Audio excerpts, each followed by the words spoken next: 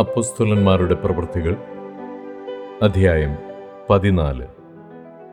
ഇക്കോന്യയിൽ അവർ ഒരുമിച്ച് യഹൂദന്മാരുടെ പള്ളിയിൽ ചെന്ന് യഹൂദന്മാരിലും യവനന്മാരിലും വലിയൊരു പുരുഷാരം വിശ്വസിപ്പാൻ തക്കവണ്ണം സംസാരിച്ചു.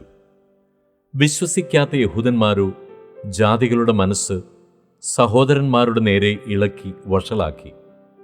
എന്നാൽ അവർ വളരെ കാലം അവിടെ പാർത്തു. കർത്താവിൽ ആശ്രയിച്ച് പ്രാഗൽഭ്യത്തോടെ പ്രസംഗിച്ചുകൊണ്ടിരുന്നു. അവൻ തൻ്റെ കൃപയുടെ വചനത്തിന് സാക്ഷി നിന്ന് അവരുടെ കയ്യാൽ അടയാളങ്ങളും അത്ഭുതങ്ങളും ഉണ്ടാകുവാൻ വരം നൽകി. എന്നാൽ പട്ടണത്തിലെ ജനസമൂഹം ഭിന്നിച്ച് ചിലർ യഹൂദന്മാരുടെ പക്ഷത്തിലും ചിലർ അപ്പോസ്തലന്മാരുടെ പക്ഷത്തിലുമായി. അവരെ അവമാനിപ്പാനും കല്ലെറിവാനും ജാതികളും യഹൂദന്മാരും അവിടത്തെ പ്രമാണികളോടുകൂടി ഒരു ആക്രമം ഭാവിച്ചപ്പോൾ അവർ അത് ഗ്രഹിച്ചു. ലുസ്ത്ര, ദർബ എന്ന ലുക്കവോന്യ പട്ടണങ്ങളിലേക്കും ചുറ്റുമുള്ള ദേശത്തിലേക്കും ഓടിപ്പോയി അവിടെ സുവിശേഷം അറിയിച്ചു പോന്നു.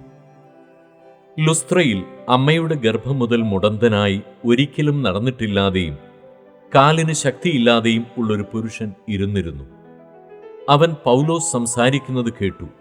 അവൻ അവനെ ഉറ്റുനോക്കി. സൗഖ്യം പ്രാപിപ്പാൻ അവന് വിശ്വാസമുണ്ട് എന്ന് കണ്ടിട്ട്, നീ എഴുന്നേറ്റ് കാലൂന്നി നിവർന്നു നിൽക്ക എന്നുറക്കെ പറഞ്ഞു. അവൻ കുതിച്ചെഴുന്നേറ്റ് നടന്നു. പൗലോസ് ചെയ്തത് പുരുഷാരം കണ്ടിട്ട്, ദേവന്മാർ മനുഷ്യരൂപത്തിൽ നമ്മുടെ അടുക്കൽ ഇറങ്ങി വന്നിരിക്കുന്നുവെന്ന് ലുക്കവോന്യ ഭാഷയിൽ നിലവിളിച്ചു പറഞ്ഞു. ബർന്നബാസിന് ഇന്ദ്രൻ എന്നും പൗലോസ് മുഖ്യപ്രസംഗിയാകയാൽ അവന് ബുധൻ എന്നും പേർ വിളിച്ചു. പട്ടണത്തിന്റെ മുമ്പിലുള്ള ഇന്ദ്രക്ഷേത്രത്തിലെ പുരോഹിതൻ കാളകളെയും പൂമാലകളെയും ഗോപുരത്തിങ്കൽ കൊണ്ടുവന്ന് പുരുഷാരത്തോടു കൂടെ യാഗം കഴിപ്പാൻ ഭാവിച്ചു. ഇത് അപ്പോസ്തലന്മാരായ ബർന്നബാസും പൗലോസും കേട്ടിട്ട് വസ്ത്രം കീറിക്കൊണ്ട് പുരുഷാരത്തിന്റെ ഇടയിലേക്ക് ഓടിച്ചെന്ന് നിലവിളിച്ചു പറഞ്ഞത്, പുരുഷന്മാരെ, നിങ്ങൾ ഈ ചെയ്യുന്നത് എന്ത്? ഞങ്ങൾ നിങ്ങളോട് സമസ്വഭാവമുള്ള മനുഷ്യരത്രേ. നിങ്ങൾ ഈ വ്യർത്ഥ കാര്യങ്ങളെ വിട്ട് ആകാശവും ഭൂമിയും സമുദ്രവും അവയിലുള്ള സകലവും ഉണ്ടാക്കിയ ജീവനുള്ള ദൈവത്തിങ്കലേക്ക് തിരിയണമെന്നുള്ള സുവിശേഷം ഞങ്ങൾ നിങ്ങളോട് അറിയിക്കുന്നു.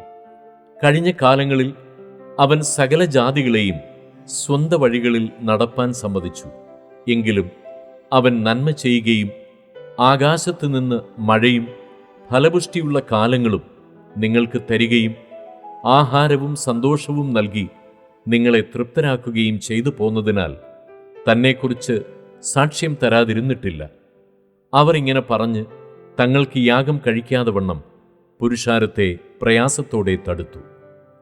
എന്നാൽ അന്ത്യോക്യയിൽ നിന്നും ഇക്കോന്യയിൽ നിന്നും യഹൂദന്മാർ വന്നുകൂടി പുരുഷാരത്തെ വശത്താക്കി പൗലോസിനെ കല്ലെറിഞ്ഞു.